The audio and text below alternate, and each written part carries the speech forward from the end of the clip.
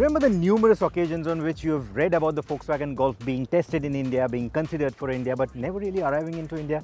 Well, it finally has, sort of, in a more India-friendly crossover format, in the form of this, the T-Roc. Now, poor Volkswagen has a habit of getting themselves into controversies, and the T-Roc in India has felt some brunt too. For example, the suspension goof-up, where Volkswagen India said this comes with a multi-link suspension at the rear, but it doesn't, and then they said this 1000-unit model was just sold out in a record time, which again wasn't true.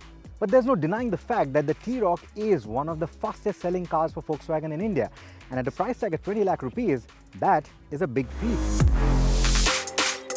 An even bigger feat for a car that looks like a large hatchback on stilts, when the rest of the competition has more SUV-like designs, like the Creta, Seltos, Harrier and the Compass, to name a few. Volkswagen was aware that this design may not work outside of Europe, and therefore they were on the fence on whether to produce the T-Roc or leave it as a canvas for showcasing concepts. But they gave it the green light anyway, and even made a T-Roc Cabriolet. So it may not look as imposing and large as some of its competition, but I like the way it looks. It looks premium, classy and even sporty with its quad stance. And that stance is also responsible for giving this car some impressive handling dynamics, but we'll come to that later. For now, let's take a look at the detailing. I particularly like the DRLs.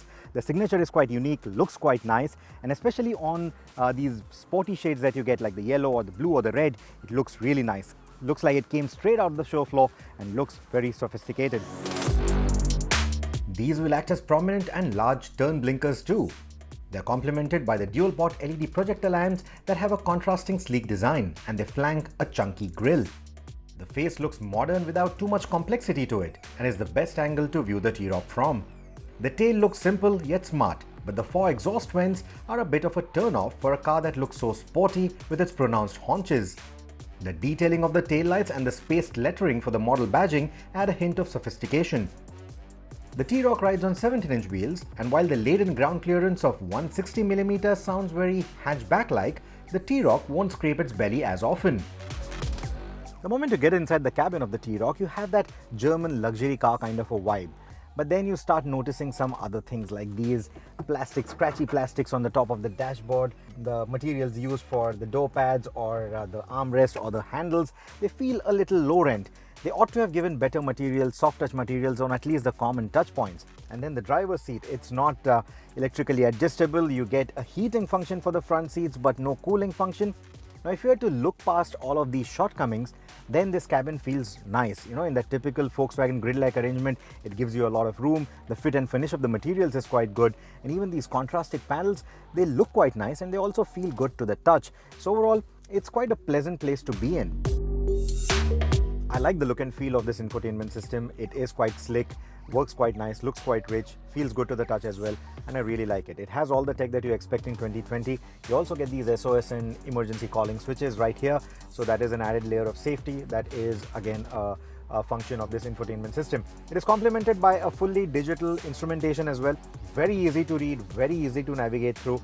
It is probably not as feature-rich as some of the other systems, but this is your first foretaste into what you would get if you were to upgrade in the Volkswagen family, like the virtual cockpit from Audi, for example. The audio unit in the T-Roc is actually better than the Meridian, Arkemis, Bose and JBL systems that we've sampled in this space so far. Volkswagen also has the old school members covered with a CD slot, but most are likely to stream their music from their phones. You also get 2 USB ports in the tunnel console, but there is no wireless charging in here. With a roofline like this and doors that are not very wide, the aperture is actually quite small, but ingress and egress is not a big problem. But if you're not on a diet, then there could be a problem, and if you're not on a diet, even these seats could feel quite cramped. Now, I'm 5'8", and with this seat set to my preference, there's about an inch of knee room that I get. Foot space is quite good, but yeah, if you're not on a diet, like I said, you will feel cramped back in here. These German compacts, I tell you.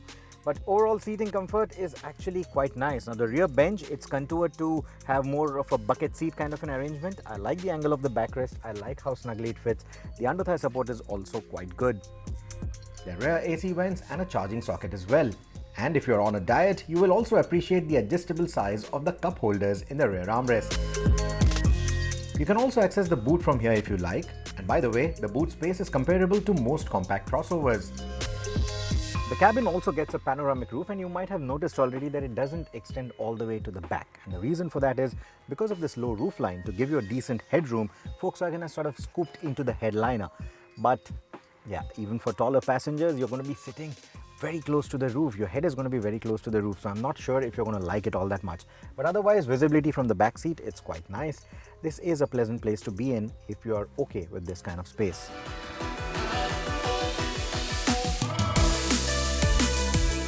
Definitely not for the chauffeur-driven then. And do take a test drive with your whole family if you're planning to buy one of these.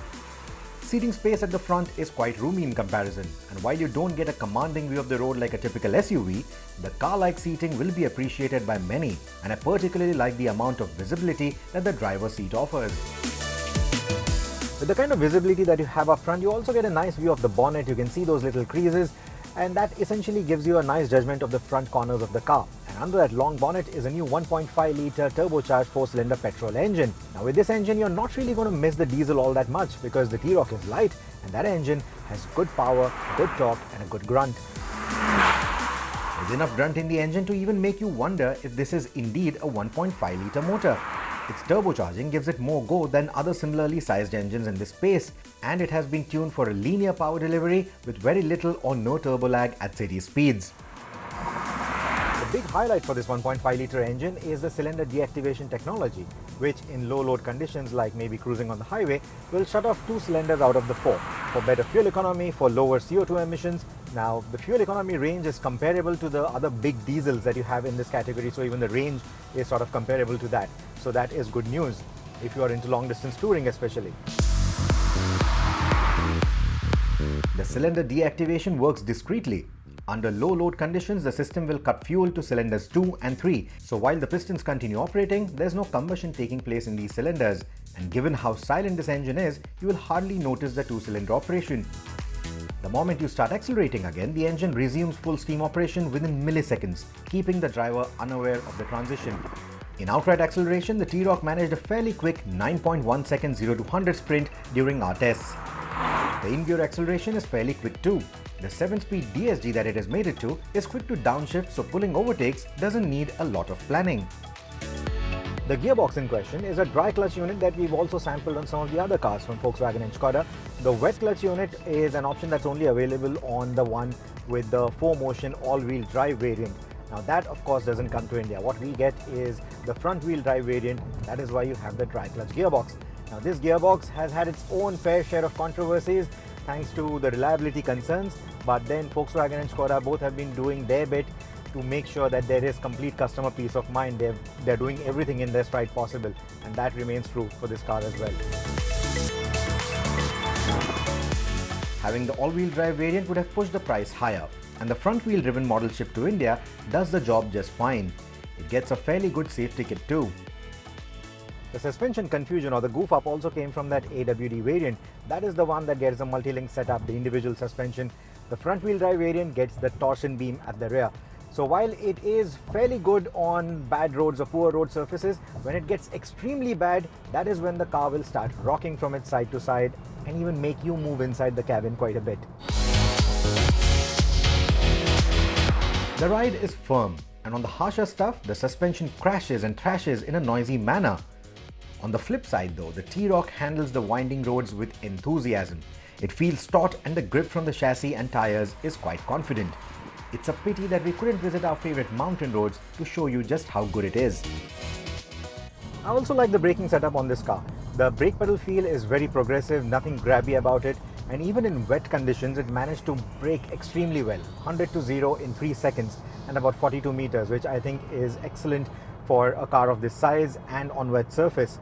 Now along with the brakes and the way the chassis behaves, what I also like is the tuning of the steering. It's not too light, doesn't feel too artificial either, weighs up quite nicely. So whether you are driving in a spirited manner or just cruising casually, the T-Roc with all its chassis elements and its handling dynamics and its highway manners, all of that comes together quite nicely, makes it feel like a very obedient pet. And that is what makes this a very likable car. The brilliant start that the T-Roc has gotten off to in India is a confirmation that a well-specced, well-priced Volkswagen will sell well in this country if it is up to date with its styling and its equipment. So that is something that Volkswagen needs to ponder on and capitalize on. It also lays the groundwork for similarly sized premium crossovers like the Audi Q2, and in doing that, it presents itself as a more economical alternative that is still high on the German feel-good factor. So if you have around 25 lakh rupees to spend on a German road-biased crossover, and Volkswagen India has enough stock left by the time you watch this video, this car should certainly be on your list of considerations.